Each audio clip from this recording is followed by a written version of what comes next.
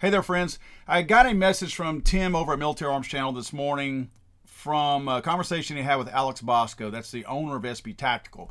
SB Tactical's attorneys found yet another purposeful mistake, if you want to call it that the ATF has made, that at some point these things are going to have to be addressed at the congressional level.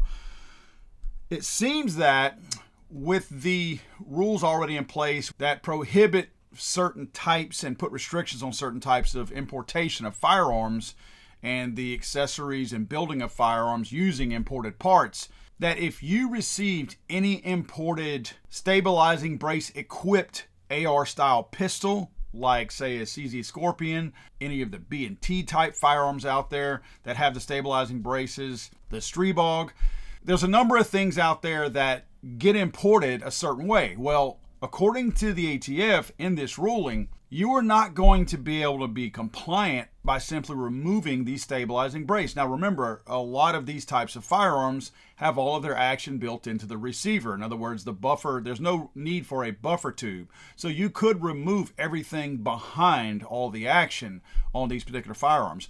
The ATF is saying that that's not going to be acceptable. In their ruling, they're stating that because these firearms were imported with a stabilizing brace, that you can't undo that. As stupid as this sounds, I know how dumb it sounds, they're saying that they were already assembled, they were already made utilizing a stabilizing brace, so you can't undo that even if you take it off. It's still going to be considered an SBR because that's how it came into the country, as what they're claiming is an SBR, an illegal SBR as a state. Further clarification, you'll see that I highlighted the commenter incorrectly interpreted, and he lists the U.S. code as requiring the removal and replacement of imported parts to comply with Section 922R.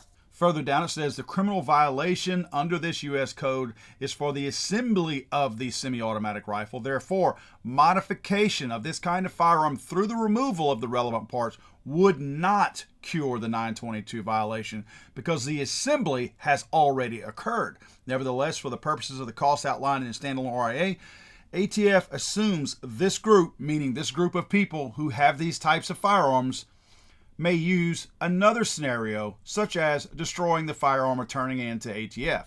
So what they're saying is you had your three options if you were willing to comply, and that was to register as an SBR and pay your $200 tax stamp, destroy the firearm, or turn it into the ATF. The ATF is telling you that you cannot register this as an SBR because it was illegally brought into this country as an illegal SBR per their wording, not mine.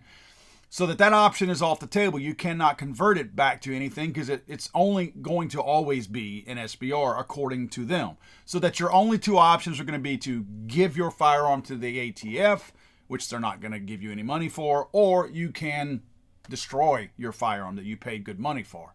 This is just another one of those things that I have to go back to what we found at SHOT Show with GOA's attorneys.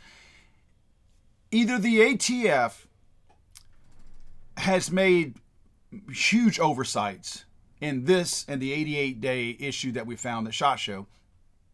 Either they don't know their own rules and they haphazardly threw all this together and they have no idea what they're doing. I know that sounds believable, right?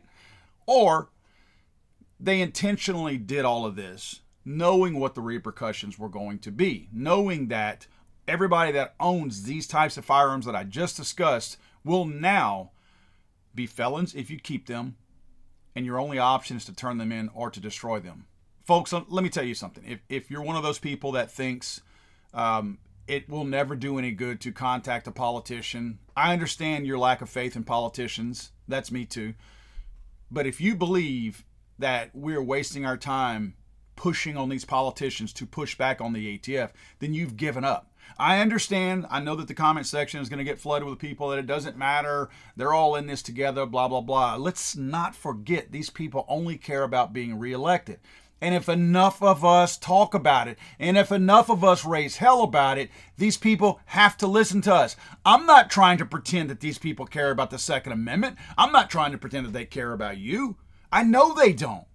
But they do care about losing their jobs.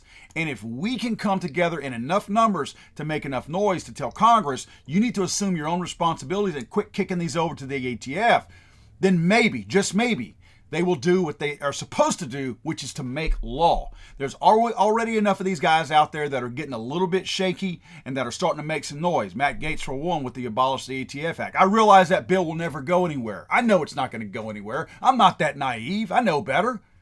But at least we're talking about this. And look, if we're talking about it, then these politicians are scared because they don't talk about it ordinarily. They never bring these types of things up. So just the sheer fact that they're bringing up something that may never pass means that we're getting to them. We're making a ripple in the water, and that ripple is going somewhere right now. Again, if you're one of those kinds that is folding your arms back and saying, well, I'm not going to contact anybody because it's never going to do any good, well, you've given up. I'm sorry, you've given up. We cannot give up. This is something that we have got to push these people on. We have got to contact Congress. They control the purse. Realize the Senate's not ever going to do anything for us. And it's one of those things that if we don't try to do something, then who do we have to blame when nothing happens and all this crap goes through and everybody gets thrown in jail? Look, you're going to spend more time in prison than criminals do. This is a victimless crime that people are going to get thrown in jail for. They would rather see us in jail than the criminals in jail. So it is time for us to contact those politicians and raise hell with them. I'm sorry, I thought this was America.